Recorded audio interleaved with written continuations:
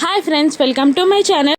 అమ్ముకి shuttle ఆడటంలో Anamika help చేస్తూ ఉంటుంది. ఇక మనోహరి ఏమో ఫైల్ కోసం ఆలోచిస్తూ ఉండగా అంజు తన రన్నింగ్ ప్రాక్టీస్ చేస్తూ ఉంటుంది. ఇక తిరిగి మనోహరి ముందుకు వచ్చి అంజు ఇలా అంటూ ఉంటుంది, ఏంటి ఇప్పుడేం చేయాలి అని అడుగుతుండగా వెళ్ళి ఇంకో 2 minutes రన్నింగ్ చేసిరా అని అరుస్తూ ఉంటుంది మనోహరి. ఇక అసలు నువ్వేం చేస్తున్నావు, నాకు రన్నింగ్ ప్రాక్టీస్ నేర్పించక అసలు ఇలాగ నేను చేసేది, అసలు రన్నింగ్ ప్రాక్టీస్ అంటే ఏంటో నీకు తెలుసా, ఆయాసం వచ్చినప్పుడు ఏం చేయాలి, ఓడిపోతున్నాను అని ఫీల్ అయినప్పుడు ఎలా మోటివేట్ అవ్వాలి అంటూ క్లాస్ పీకుతూ ఉంటుంది అంజు మనోహరికి. ఇక అక్కడికి అనామిక, అమ్ము, ఆనంద్, ఆకాష్ కూడా చేరతారు. అంజు మనోహరికి పీకుతున్న క్లాస్ని విని అందరూ ముసిముసిగా నవ్వుకుంటూ ఉంటారు.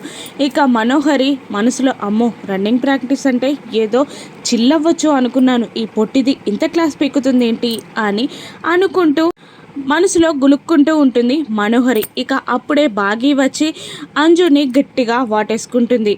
ఆ హఠాత్ పరిమాణానికి అందరూ షాక్ అయి బాగీని చూసేస్తారు. ఇక ఏమైంది, ఎందుకలా హక్ చేసుకున్నావు, నువ్వెంత హక్ చేసుకున్నా నువ్వు నేను ఫ్రెండ్స్ కాదు అని అంజు అంటూ ఉంటుంది. ఇక మళ్ళీ మనోహరిపై పడి, చెప్పు ఆయాసం వస్తుంటే ఏం చేయాలి, ఫస్ట్ స్పీడ్గా పరిగెత్తి తర్వాత స్లో అవ్వాలా, ఫస్ట్ స్లోగా పరిగెత్తి తర్వాత స్పీడ్ అందుకోవాలా, లేదంటే ఓడిపోతున్నాను అన్నప్పుడు ఎలా ఇన్స్పైర్ అవ్వాలి అని ప్రశ్నల మీద ప్రశ్నలు వేస్తూ ఉంటుంది అంజు మనోహరిని. మనోహరి సైలెంట్గా ఉంటూ ఇలా అంటూ ఉంటుంది, భయం వేస్తే భయపడు, ఆయాస వస్తే ఆయాసపడు, నన్నెందుకు అడుగుతున్నావు అని మను విసుక్కోగానే అనామిక ముందుకు వచ్చి స్పీడ్ని లెవెల్గా మెయింటైన్ చేయి అంజు, ఎవరైనా ఇన్స్పిరేషన్గా తీసుకొని అక్కడ గోల్ దగ్గర వాళ్ళు ఉన్నారు అను నువ్వు ఇమాజిన్ చేసుకో, అప్పుడు నువ్వు నీ గోల్ని చక్కగా రీచ్ అవ్వగలవు, స్పీడ్ మెయింటైన్ చేస్తే కూడా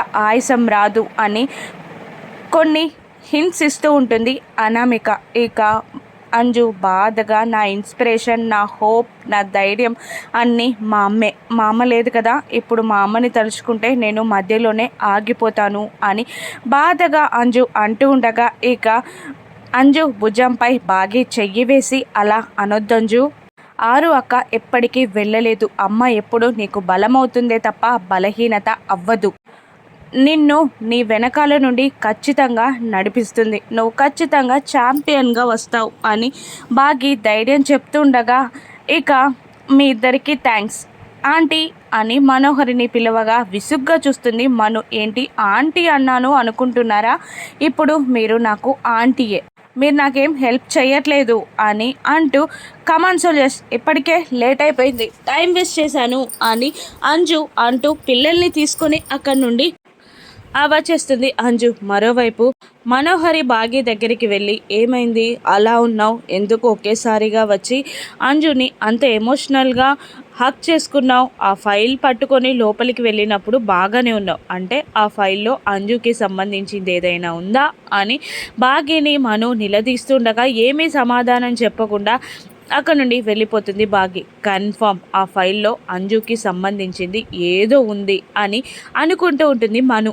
మరోవైపు కరుణ బాగి బయట రోడ్ పైన కలుస్తారు. స్కూటీకి పక్కగా నిలబడి బాగి కరుణ మాట్లాడుకుంటూ ఉంటారు. ఏంటి నువ్వనేది, ఆ బుడ్డిది వాళ్ళ కన్న కూతురు కాదా, అడాప్టెడ్ చైల్డా, ఇది నమ్మలేకపోతున్నానే, ఇటువంటి విషయాల్లో నువ్వు నాకు జోక్ చెప్పకు అని కరుణ అంటుండగా, నీకు జోక్ చెప్పేదానిలాగా కనబడుతున్నానని నీకు, నిజంగానే అంజు అడాప్టెడ్ చైల్డ్, అసలు వాళ్ళెంత గ్రేటే, ఒక్క చిన్న అవకాశం కూడా లేకుండా, ఏ చిన్న అనుమానం కూడా రాకుండా వాళ్ళ కన్న పిల్లలతో సమానంగా అంజుని పెంచుకున్నారు, అసలు ఎవరికి అనుమానం రాలేదు అంటే అసలు నిజంగా అంజుని ఇంకాస్త ప్రేమగా పెంచారు.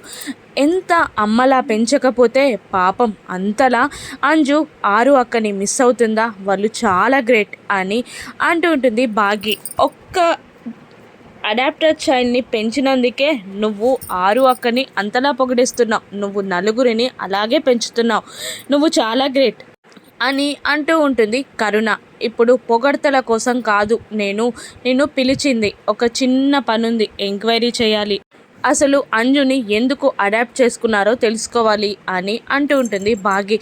ఎవరినైనా వెళ్ళి పెద్దవాళ్ళని అడిగేయి అని కరుణ అంటూ ఉండగా, అసలు చెప్పే విషయం అయితే వాళ్ళే చెప్పేవాళ్ళు కదా, చెప్పలేదు దాచారు అంటే అది నాకు తెలియకూడని విషయం కదా, ఇప్పుడు నాకు తెలిసింది అంటే వాళ్ళు ఎలా ఫీల్ అవుతారు, వాళ్ళని అడగకూడదు అని భాగి అంటూ ఉండగా, ఏదైనా విషయం గురించి తెలుసుకోవాలి అనుకుంటే నీకు నిద్ర పట్టదు కదనే, ఇప్పుడు ఏం చేస్తావు అని కరుణ అడుగుతూ ఉండగా, ఇక అక్కడికి కోల్కతాకి వెళ్ళి మనం ఎంక్వైరీ చేద్దాం అని అంటూ ఉంటుంది భాగి. అమ్మో నువ్వు ఎంక్వైరీ చేస్తావా అని కరుణ అంటూ ఉండగా, నేను కాదు మనం ఎంక్వైరీ చేద్దాం అంటున్నా అని భాగి అనగానే, నా పర్మిషన్ కూడా లేకుండా నన్ను కూడా కలిపేశావా అని అంటూ ఉంటుంది కరుణ. ఏ రావా అని భాగి కోపంగా అడగగానే, ఎందుకు రాను, చచ్చినట్టు వస్తాను, ఎప్పుడు వెళ్ళాలో చెప్పు అని కరుణ ఏడుపు ముఖంతో అనగానే, నేను ప్లాన్ చేసి నీకు వివరాలు చెప్తాను అని అంటూ ఉంటుంది భాగి. అలాగే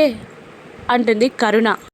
మరోవైపు ఆ తీవ్రవాదులు సిటీలోకి ఎంటర్ అయ్యారేమో అని అన్ని చోట్ల గాలిస్తూ ఉంటారు. మనకు వచ్చిన ఇన్ఫర్మేషన్ తప్పేమో అని ఇన్ఫార్మర్ అమర్తో అంటూ ఉండగా, లేదు వాళ్ళు ఒక అడుగు ముందే ఉన్నట్టున్నారు, మనకు ఇన్ఫర్మేషన్ చేరే లోపే వాళ్ళు సిటీలోకి ఎంటర్ అయిపోయారేమో అని అంటూ ఉంటాడు అమర్. ఇక మళ్ళీ కరుణ భాగితో ఇలా అంటుంటుంది, ఆ రౌడీలు ఆ గన్స్ గుచ్చి అమర్ సార్కి చెప్పావా అని అడుగుతుండగా, చెప్పడానికి వీలు పడలేదే, ఈరోజు స్కూల్కి వస్తారు కదా గేమ్స్ పిల్లలు ఆడుతుండగా అప్పుడు చెప్తాను అని అంటూ ఉంటుంది భాగి. ఇక మరోవైపు అమర్ సిటీలోని ప్రతి గల్లీని ఇంచ్ వెతకండి, ఖచ్చితంగా సాయంత్రం వరకు నాకు ఇన్ఫర్మేషన్ రావాలి అని అంటూ ఉంటాడు అమర్. ఇక అందరూ ఓకే సార్ అంటూ సెల్యూట్ చేసి వెళ్ళిపోగానే, ఇక ఇలా అంటూ ఉంటాడు రాథోడ్. సార్ ఈరోజు స్కూల్లో గేమ్స్ జరుగుతున్నాయి అని అనగానే, భాగిని చూసుకోమన్నాను అని అమర్ అంటుంటాడు. అది కాదు సార్,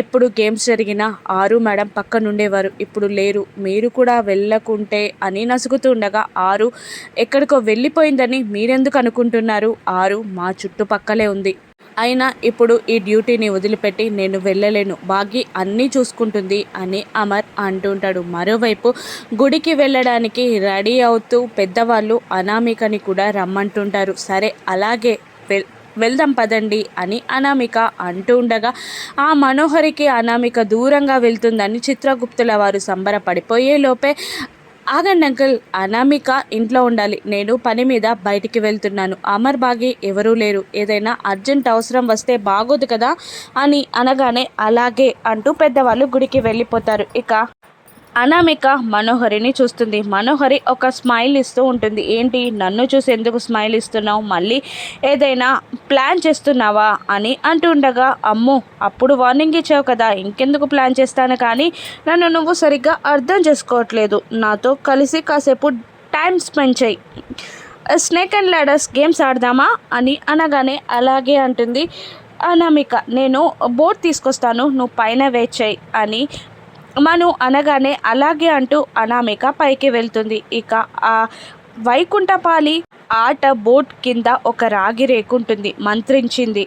ఆ స్వామీజీ మనోహరికి ఇలా చెప్తారు, పౌర్ణమి రోజున ఆ అమ్మాయి చెయ్యి ఈ బోటు పైన పడితే ఒక చేతిలో తాయెత్తు, మరొక చేతితో అనామికను పట్టుకుంటే ఆరు ఆత్మ వచ్చి ఈ తాయెత్తులో విలీనం అవుతుంది అని అంటూ, ఆ తర్వాత నా దగ్గరికి తీసుకురా అని ఆ స్వామీజీ చెప్పగానే, ప్లాన్ చేసుకొని ఈ రోజుతో ఆరు ఆత్మని బంధించి నిన్ను ఇంటి నుండి గెంటేస్తా అని అనుకుంటూ ఉంటుంది మనోహరి. ఇప్పుడేం జరగనుంది, అనామిక పూర్తిగా ఆరులా మారిపోతుందా, రాను ఎపిసోడ్స్లో చూద్దాం. Thank you for watching.